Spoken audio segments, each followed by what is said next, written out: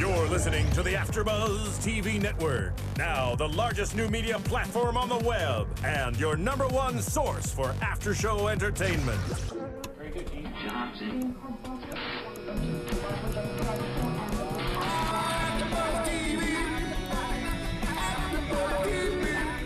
From the AFTERBUZZ Studios in Los Angeles, California, presented by Maria Menounos and streaming live thanks to Akamai Technologies, this is AFTERBUZZ TV's MasterChef After Show.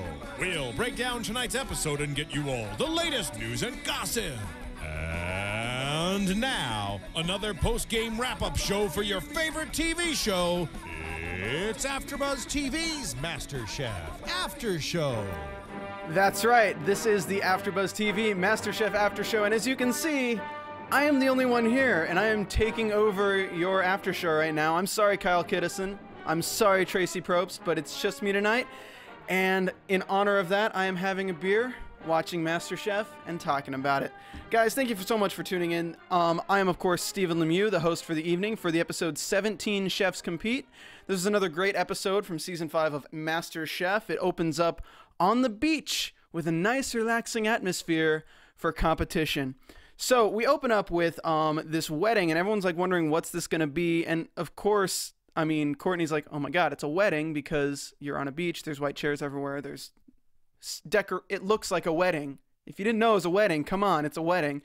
They have to develop a menu with an appetizer of scallops and an entree with sea bass, which, as we know, sea bass, I'm surprised about. Looking back in the future in this episode, that sea bass did not get messed up as much as I thought it would, because sea bass can be a bitch to cook sometimes. A lot of people can get it stuck to the pan and ruin it. So surprisingly enough, they did a really good job with the sea bass tonight. But the teams are chosen by the winners of the Donut Challenge, where they jump through some hoops or some donut rings on last episode to emerge victorious, and that would be Francis L., of course, who we know is known for his plating, promising, and aptitude for making things look great, and Leslie, who is actually kind of like, everyone hates him, but he's actually a really good cook, so I don't know why everyone's just kind of teaming up on this guy, but he's kind of an ass, so I guess I do kind of know why people are teaming up on him. Leslie, if you're listening, I'm sorry, I don't mean that, but you know what I mean. It's reality TV, so we got to take it as the editors give it, and they're totally making you the villain right now. So that song in the beginning, Darth Vader's March, was definitely a little bit for you, emerging victorious through this episode as well. So the teams are: Francis L. gets Big Willie, hell yeah, Courtney L., Cutter, Victoria, Elizabeth, Dan Wu, and Elise, who is still in the competition, as my co-hosts would prefer her not to be, but I'm like, you know what? All right, I'll take it. And then Leslie has Christian, who made the amazing shrimp and grits last episode, Francis B., who has been a very good frontrunner through this entire competition, Tyler, don't know too much about him, Daniel, we don't know too much about, Christine, don't know too much about, and Aaron, which he pronounces Iron, which was just ridiculous. And she is just so pissed off that she is chosen on her team, because right before he chooses her, she's like, the one person I don't want to be on her team is Leslie. I just hate him. He's an asshole. I don't like that guy. It's like, okay, but you got to be on a team with one or two guys. And even if somebody else wasn't picking, you'd probably be on Leslie's team anyway. So, I mean, why can't you just work with anyone? Because trust me, you get to the real world, you work in a kitchen, you're going to be working with some major assholes. Trust me, I know. And he also has Jordan on his team, which is a person, he's a very young chef. He's 19 years old. We haven't had too much. They've mentioned him before in the previous episodes, but we haven't mentioned him too many times. But this episode is really kind of his story. Not really a story, but it just kind of puts him in the forefront with how the producers decided to tell the story this episode. So what they're doing is they're making a menu, and right away, I mean, you look at these teams. You look at the team that Francis has, and you look at the team that Leslie has. Okay, so Francis is passionate about plating, making good appearing, like, food look good. He's had some weird dishes, but he's had some really good tasting dishes. So his team was Big Willie. Big Willie, front runner. Amazing. Okay, Leslie gets a chance to choose somebody else, and he doesn't go for Courtney. I know he doesn't like Courtney, but if you're going to choose like a strong team, you want to go for the front runners first, because you want your team to be the winner of the competition. You shouldn't be bringing personal bullcrap into it, which I just don't even understand at this point. When it's a competition, you need to be a lot smarter about that. Big Willie, which as we all know is amazing. Courtney L, front runner. Cutter, you know, he's not really a front runner, but he's shown some solid skill with meats and things like that, so I can't even really blame him. Dan Wu was one of the last people to be chosen. I still think Dan Wu's going to pull himself out in this show. I think he'll go pretty far. We just haven't really gotten his episode. Then we get Leslie's team, which is very...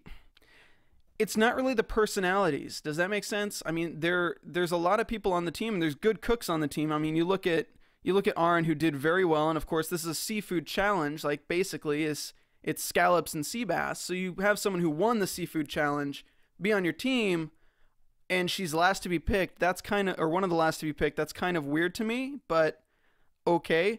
But she's, I don't know, like, she's a fairly good cook, so that's kind of a strong competitor, but she also has that attitude, which can be very detrimental when you're in a very high stress situation. You're depending on somebody to lead, and when she already hates Leslie as a leader, that's on her, though. If he's a leader, you got to obey him. You got to do the job right.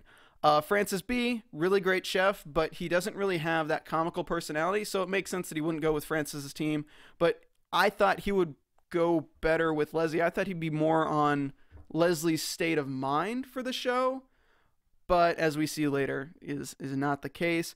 Christine, we don't really know about. Jordan is the 19-year-old, and Tyler, I can't really remember too much about at all. And then Christian is the soulful soul food cook, who I'm loving that shrimp and grits. I mean, you won my heart with that. So the menu: Frances making a arugula papaya jicama salad with pan-fried scallops, and Victoria's the one on scallops, and they're also doing a lemongrass puree sea bass with a it was a beurre blanc sauce, which, if you do not know what a beurre blanc sauce is, it's kind of like a hollandaise. It's like a light buttery sauce that you have with a reduction of like vinegar or wine. It's very light. It's not as thick as hollandaise. Basically, when you do it with sea bass, when you're doing it with like a white fish that's very delicate and has like a very flaky and buttery texture, it just enhances the flavor without overpowering the flavor of the fish. So it's actually a really good pairing for a white fish like that. And then we have Leslie, who is, I don't even really have his menu really written down here because it's kind of all over the place when they were explaining it.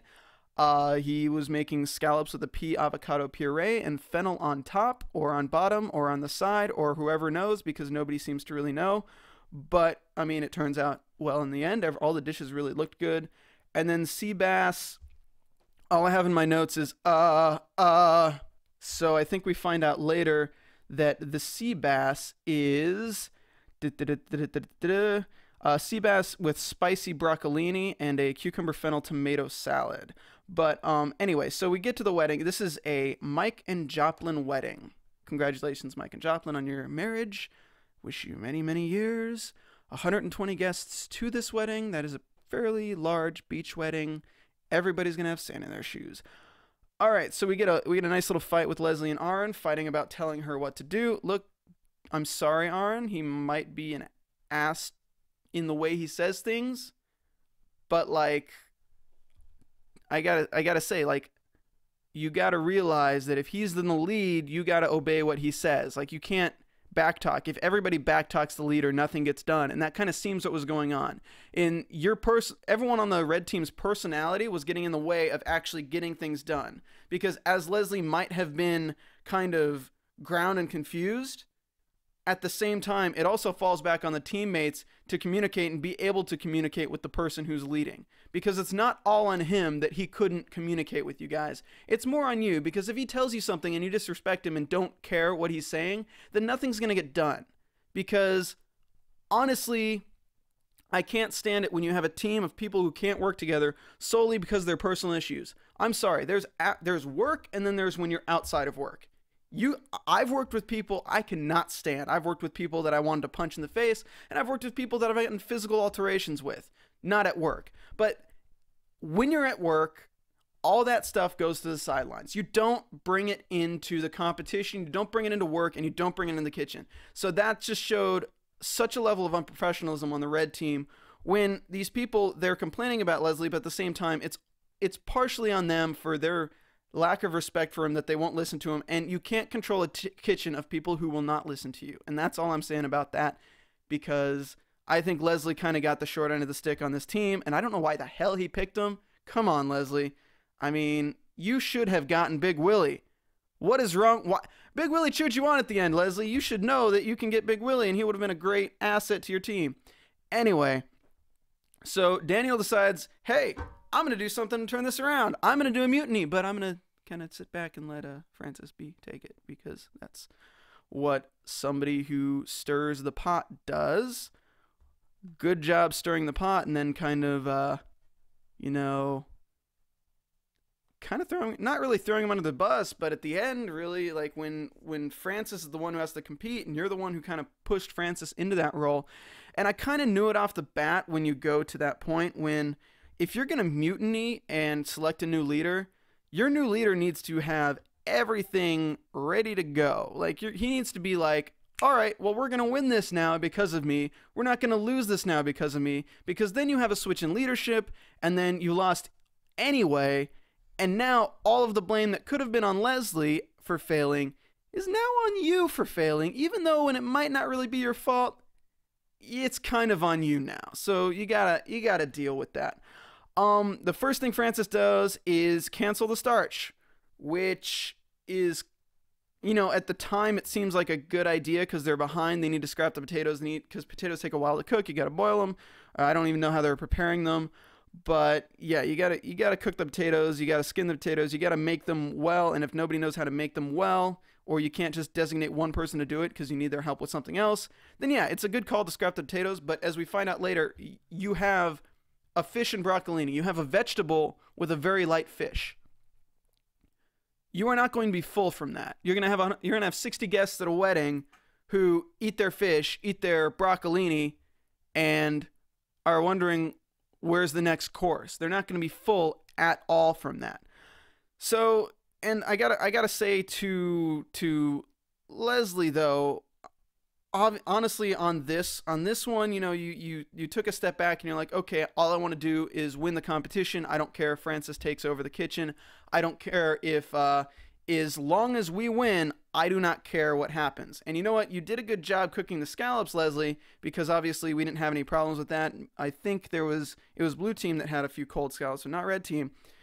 But this is MasterChef. And I don't think they were as hard on you as they should have been for this one part, because you're given a leadership position. And this is MasterChef. This isn't Team Chef. This isn't, hey, let's be friends forever, chef. This is MasterChef. And if you cannot run a kitchen and you don't mind if somebody else takes over, you're basically saying this person is a better chef than you. That's basically what that says about you.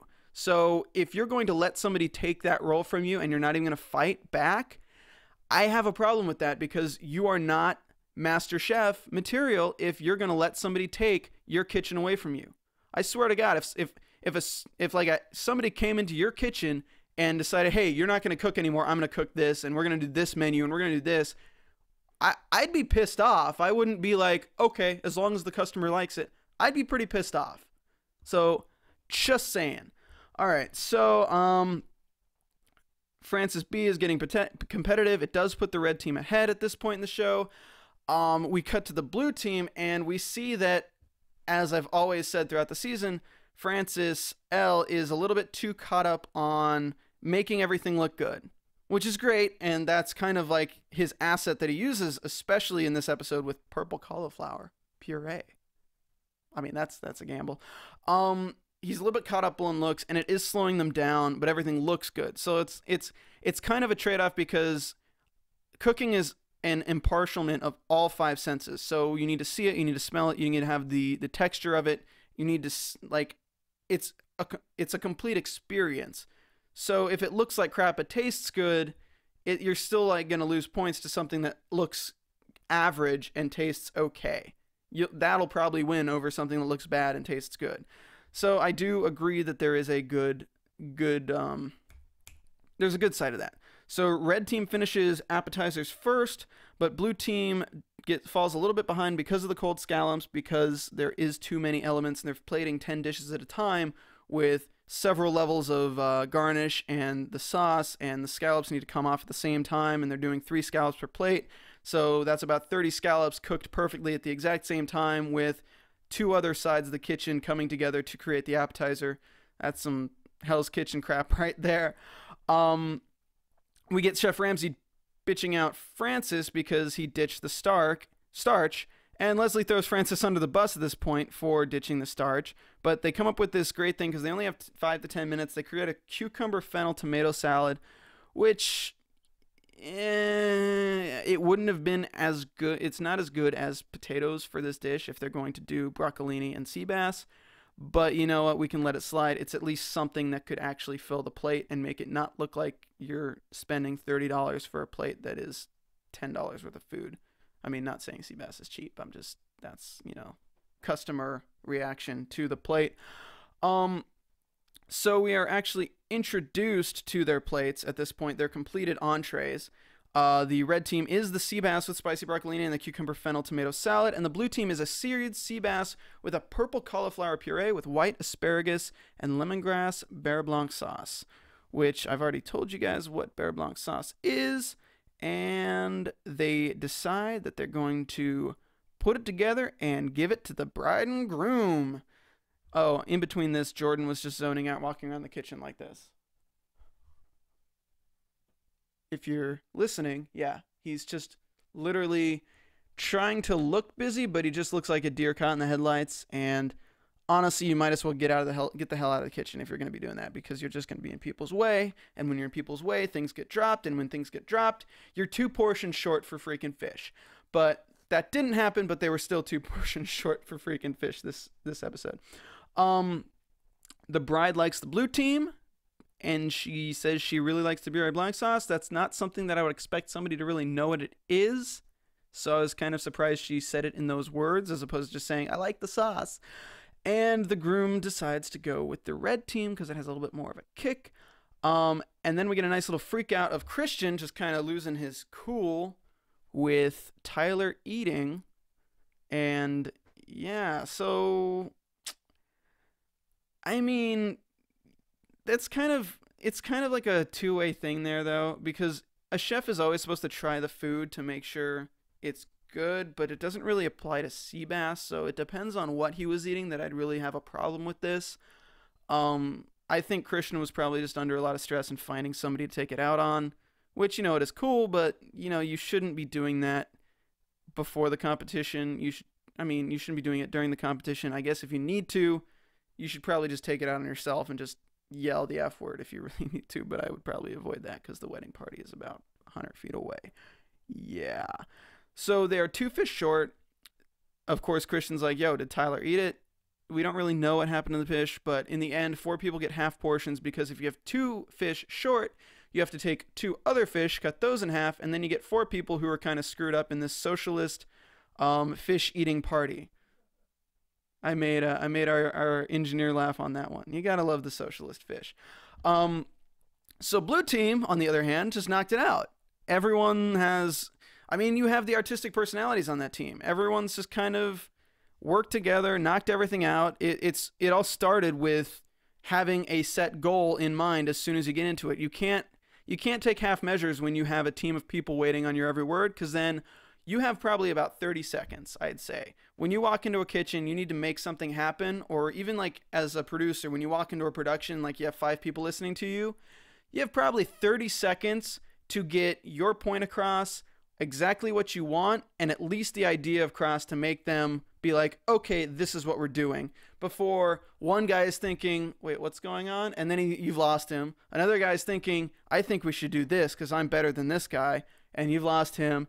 Maybe somebody else is thinking, what does this guy know? I don't really trust this guy. And you've lost him. So you got 30 seconds. Francis went into it knowing exactly what he wanted to do, and I'm sure he decided that right when he heard scallops and sea bass, because there's not too many different variations you can do with scallops and sea bass. Also, I do want to point out, doing the let me see here. That was kind of a frou-frou sea bass Oscar, wasn't it, Francis? Because the beurre blanc is like the hollandaise, then you have the white asparagus. That was a very like light sea bass Oscar. I just realized that. That's actually pretty interesting. I will give you props for that. Yeah, sorry, totally got sidetracked there because I just kind of had it click in my mind. So the one worry that people were having was that blue teams might not have been flavorful enough because they didn't use anything that really gave it a kick, if that would make sense, because purple cauliflower has a very mild flavor. Using the butter sauce has a mild flavor. The fish has a mild flavor. So, you know, it's a nice light dish, and it definitely goes for seafare on the beach. But maybe if you had thrown some cayenne pepper or used something in that likeness to kind of spice it up. But again, it's dangerous to do that because you overspice a fish with anything spicy. It adapts the flavor and you are screwed because everybody's wondering why the hell their fish is too spicy. And then when you have a wedding, it's a lot of old people, and old people do not like any sort of spice. So then maybe they'll all hate it because you have spice. Not to classify all the old people, guys. I'm sorry about that. But from my experience working in restaurants, if somebody over the age of 60 asks of something spicy and you say no and it has about an ounce of pepper in it, they're probably going to freak crap and tell you to send it back and recook it. Because honestly, that demographic does not like having very strong spices in their food. Unless they are like my uncle, who will eat everything Thai spicy and then just laugh about how not spicy it was. Anyway, so the judges discuss, both did well, but who won? Bride delivers the verdict by tossing a bouquet in true wedding flavor. Mazel tov, I'm going to drink to that. Pacifico Clara. We're not doing a live read for that. The winner is the blue team. As you could have probably seen, no amount of editing in this show could have made the red team look like it was neck and neck at this point because they were missing 2 fishes. They had so many problems in their kitchen, and it was just fairly obvious that the blue team was going to win about 20 minutes into the episode. Right after, not even 30 seconds after the verdict is decided, we have a fight on the red team. Round 1, fight. Leslie and Aaron. Leslie's telling Aaron to grow up. She's freaking out. You know, I don't want to be so prejudiced against Aaron for her age, but I need to just say this to her because she is promising with her skill and everything in this competition. I really hope that as we progress in this competition, she will be a little bit more mature and be able to handle this.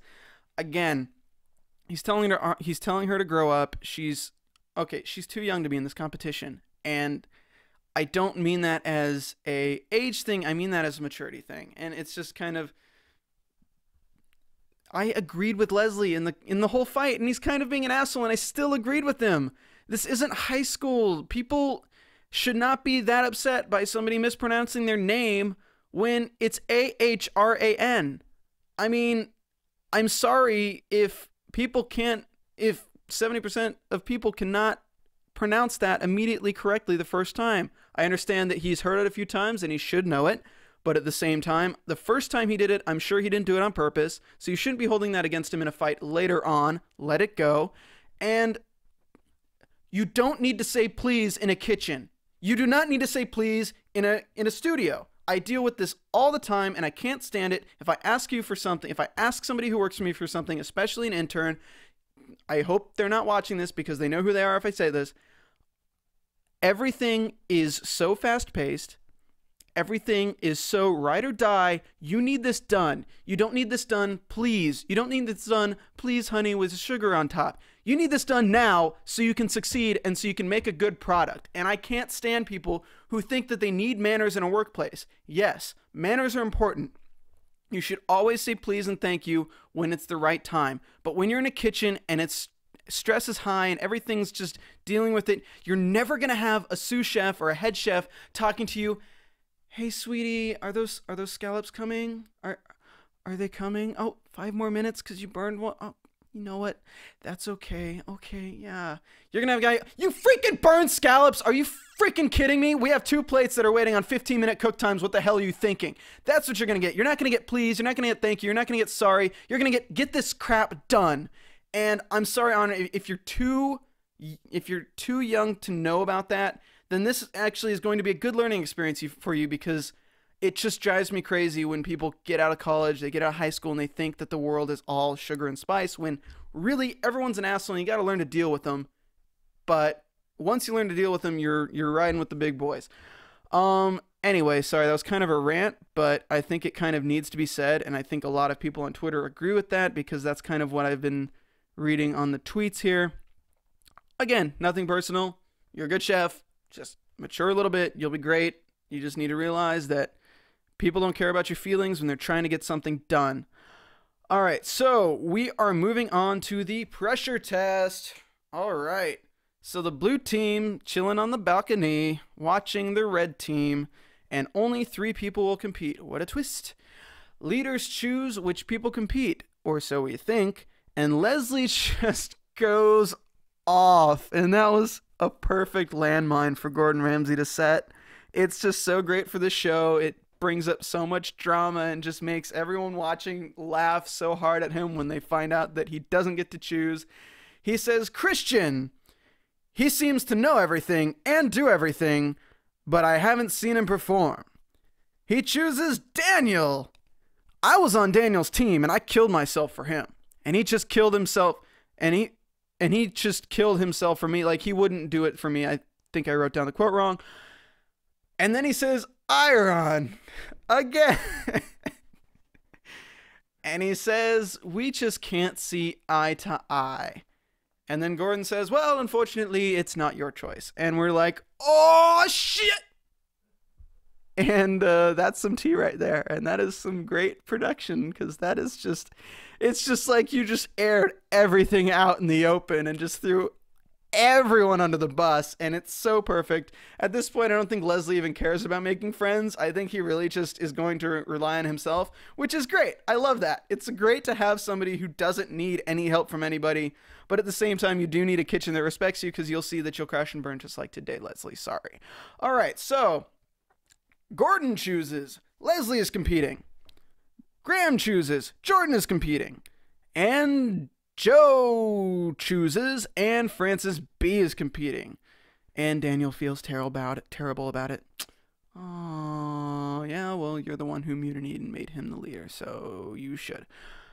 So it's kind of weird to see only 3 people competing, and it's kind of weird to see 2 frontrunners competing, because Leslie's a frontrunner, Francis B is really a frontrunner with his techniques and with the dishes he can create. So I like seeing that, but at the same time, it's just such a no-brainer who's going home at this point that it's kind of, I don't know. It was like as soon as you see Leslie and Francis B, you're like, okay, well, the other guy's going home. Which at this point you don't know that, but like if you've been watching the show, you know that. So it's also the first time we see only 3 people in this kitchen competing, and it's kind of crazy to see the kitchen that empty with all these people when usually we see so many people working in it. And I guess now we're down to 16 for next week, so I mean it's only gonna get even more empty. So, what are we going to cook? Let's cook some medium rare steak from, I guess they didn't do a Walmart commercial. They totally could have gotten ad space here for that. But anyway, so it's medium rare steak with steak free. It's basically fries and steak, which is a European dish that he says the Americas now owns, because we love our French fries and we love our steaks here. I was really hungry during this because it looked really good, and Gordon Ramsay knows how to cut into a steak and make it look delicious. Perfectly seasoned. They're grading on seasoning, searing, and a medium rare. They have 30 minutes to complete this challenge. Francis B is confident. He says he's the best, but we see him putting his fries in the fryer about 15 minutes before the end of the competition, and that is never a good sign. But he is also using butter, herbs, and garlic while searing to baste the steak as well, and that actually looks freaking amazing. So one of the problems that we see with this competition is Jordan, who is kind of, let's see, where is it in my notes? So Jordan, first of all, your steak is very, very, very thick. And it's not even that it's too thick, it's that you have this gigantic thing of, like this gigantic strip of fat on it that you did not do anything at all with. You just left it on, which is a big no-no, especially when you're serving Gordon Ramsay, because I'm sure he doesn't like fat on his steak. Anyway, and then he tries to sear it in a pan that is not too hot. You guys, if you're going to make a steak, if you're going to sear a steak, the first thing you do is throw the pan on the stove. Then you work on your steak. Then you maybe like put your seasonings and everything on it.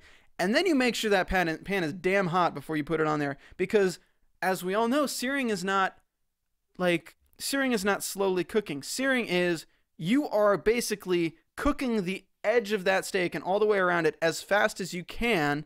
Not really as fast as you can, but you know what I mean.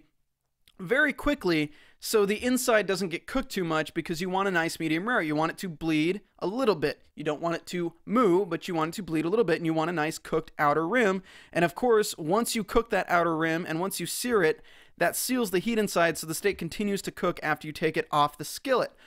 Well, he is using a colder pan than needed, so yeah. And just presentation-wise, if you get a steak with about an inch rim of fat that big, you're not really gonna be too appetized to eat it.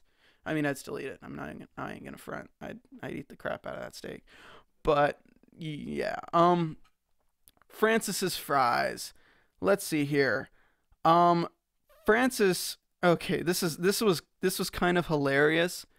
Francis put his fries in a little bit too early, and his steak came off a little bit too early as well. So we're worried that he's gonna have a cold steak, but then like his steak is it's great, it's based in that butter, but it could use a little bit extra, and then the fries don't really have too much seasoning on it. So we get Courtney from the rafters like, "Hey, make a compound butter. Hey, you want to buy some drugs?" I mean, that's what kind of it seemed like. She was like, "You want to buy some drugs? You want to buy some recipes? I'll sell you some recipes." She's like, "Yeah, make a compound butter, take some herbs, take the butter, put it in the freezer, get that thing nice and hard, and kind of let it infuse itself with the flavoring." And okay, we get Courtney standing up there talking to him, and then here comes Francis L. sliding in. "Don't help the competition." You gave her yeast, man. Come on. You were the deciding factor in her survival, and you're like, "Don't help the competition." Now that, you know what, Ben, play the Darth Vader theme song again. This is for you, Francis L. Come on. Like, that's so evil. You help somebody out and they're like, "Don't help the competition," when she's just telling him how to make a compound butter. God. Okay, you can cut the music. It's done. Courtney wants Leslie out. She says in confessional, she's like, "I hate him. He's an asshole." Then we cut to more people in a confessional. "I hate Leslie. He's cocky. He's an asshole." And then Willie's like, "He's kind of an asshole, but he's a good cook." And Willie starts cheering him on. And I love that. I think that's amazing, because it's like, you can't have so many people on one side. It just gets annoying. But Willie is just that guy who loves food so much that he can appreciate somebody in this competition to make good food, and I can really respect that, and I really love that. So they're plating all the steaks, and so Jordan's steak looks okay. Leslie's steak looks amazing, but his fries look all right. And then Francis B's fries look great, and his steak looks great, except he's torching his steak after adding the frozen butter compound, which is interesting, and I guess it worked out. But you really, I mean, if his steak was hot, he would not have needed to torch the butter. And when you're torching butter, there's kind of a worry there, because if you burn butter, it'll ruin the flavor of everything around it. Because if you've ever had burned butter, you know the taste, and you can either like the taste or hate it. Most people hate it, and it's always kind of a problem if you are, like, let's say you're cooking eggs or something and you put the butter in first and the pan's too hot. You know that smell that you get a big whiff of. You know that taste that your eggs take on the feel of. That's the kind of thing that can adapt itself to your steak. And when you're making a steak to decide whether you're staying in this competition or leaving, that is a big freaking no-no. But it apparently worked out for him. So the judging goes, Leslie first. Gordon's grading Leslie's steak. Leslie says it's the secret butter sauce with raw herbs for plating. Gordon hands him the raw herbs and tells him to put that shit back. Pardon my French, you know, whatever. Gordon says the steak is perfect medium rare and the fries are soft and limp. Alrighty then. Well, steak looked great, cooked great. This competition is how to cook a steak. Honestly, fries are kind of secondary because the steak is really the most important part. Honestly, I'm so kind of baffled at how these people don't know how to freaking cook fries. All you do is put them in the fryer and wait for them to get crispy. Literally, that's the thing to do. I mean, if you can't wait, you shouldn't take them out before they're ready. And it's kind of like, I know there's an art to taking them out when they're done before letting them be burned and letting the oil sog them too much. And you got to make sure there's not too much oil on them to get soggy. I know that, but come on, guys. Like, it's fries. This is MasterChef, and your fries were soggy. Come on.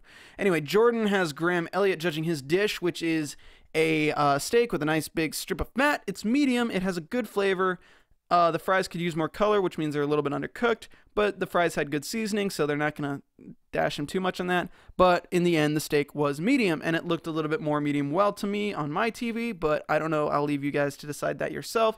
And leaving it down to Francis B., which honestly, I think he's one of the best chefs on the show right now in terms of technique, skill, and how to make a amazing dish. Like, I would hire him in any kitchen in a heartbeat with the way he can create a menu and create dishes that are delicious. So he is graded by Joe, and Joe says his steak is medium, which is disappointing. And Joe always gives that like totally deadpan, like, steak is medium. And I'm surprised he didn't walk away at that point. But his steak is medium, but it tastes really good. It has a thyme rosemary butter. It's basted secondary after being cooked. It apparently took on the flavor very well, and then it had a thyme and rosemary fries, but there were, aside from the crispy fries, there were some soggy fries mixed in, which is never a good sign. The decision is the person who cooked the Gordon's basically explaining the competition. This competition was all about creating a good steak, medium rare, and the person who is safe tonight and already stepping forward before Gordon even says it is Leslie, and everyone on the balcony is like, oh. And Leslie steps forward, and it was Leslie. Join your best friends, Graham says. And yes, his best friends are on the balcony. And then who's going home? And I wrote in that point, I said it's going to be Jordan because Francis is good. And yes, Jordan is going home. He is 19. He has a promising career in his future because he's actually pretty good. And especially this is one hell of a thing to throw on your resume. He's crying. It's kind of emotional. He goes forward, shakes the chef's hands. I mean, this is like a no hard feelings kind of exit. I feel like there's no way that the young people in the show are really going to win because they just do not have, they have the imagination, but they do not have the technical skills, and they don't really have the flavor base, I don't believe, to really create a dish that is as layered and as aromatic and well done to really appeal to Gordon, Graham, or Joe. But I think that Aaron could go pretty far, and I think that, I mean, Jordan did fairly well for where he's going. I mean, I mean, you know, he made it to top 18. I guess that's good. So that's the episode. The preview shows winners from last year, the winner from last year, and the winner from the first MasterChef Junior coming in. And it also teases that somebody brings up a dish that somebody else cooked, but it said no, that they themselves did not cook. So that could actually be a play on words, and they're creating false drama. So I think that's actually predictions. So let's go ahead and move into predictions. And now, your AfterBuzz TV predictions. All right, so predictions. I don't know what Kyle Kittleson predicts because he has tooth surgery. I don't know what Tracy predicts because she's busy with other stuff. So I guess it's just up to me. I'm going to just do a quick prediction about next episode. I think that when he says that somebody brought up a dish that they themselves didn't cook, I think it's going to be like a play on the words of that. I don't think they'll have cooked it. I think something else will have cooked it for them in a way that's, I don't really know how to say that. I don't think it's going to be another contestant who cooked it, if that makes sense. I don't know. Maybe it's a ceviche, which is cooked with lemon juice, and they technically didn't cook it. Or maybe it's just not cooked. Maybe it's like a sushi, or maybe it's like a foie gras, or maybe it's like a beef tartare. I'd be interested to see a beef tartare take something in this competition because it's really hard to make that taste good but they have really such great ingredients in their pantry that they could really pull off something great with that. But with that said, this has been me talking to you guys for 39 minutes and 30 seconds because apparently I know how to run my mouth. I am your host, Stephen Lemieux. Thank you for joining me for the MasterChef After Show for Season 5. The episode is Top 17 Compete. If you would like to follow me on Twitter, again, that's at Stephen Lemiuex, StephenLemiuex, or you can find me on the Californication Finale After Show this coming Sunday, as well as The Strain starting in July. If you want to, I would definitely recommend you guys go to iTunes and rate and comment and give us 5 stars and subscribe to the podcast. We are top 8 out of 10, and we do 60 shows a week here, so being top 8 is pretty awesome because Jordan is just top 17. Also, go to our YouTube, type in youtube.com/AfterBuzzTV and search MasterChef, and go ahead and leave us a comment and give us a little thumbs up on our YouTube for all of these shows that we do. We're doing this whole season, so it'd be good to have the commentary from you guys, and we'll answer back, and we'll give you some shout-outs. Unfortunately, I don't have any people from iTunes to shout out yet, so you guys got to get on that. Anyway, this has been the After Show for MasterChef. Thank you for joining me, and we will see you next week for another episode of the MasterChef AfterBuzz TV After Show. Thank you. From executive producers Maria Menounos, Kevin Undergaro, Phil Svitek, and the entire AfterBuzz TV staff, we would like to thank you for listening to the AfterBuzz TV network. To watch or listen to other after shows and post comments or questions, be sure to visit AfterBuzzTV.com. I'm Sir Richard Wentworth, and this has been a presentation of AfterBuzz TV. Buzz you later. The views expressed herein are those of the hosts only and do not necessarily reflect the views of AfterBuzz TV or its owners or principals.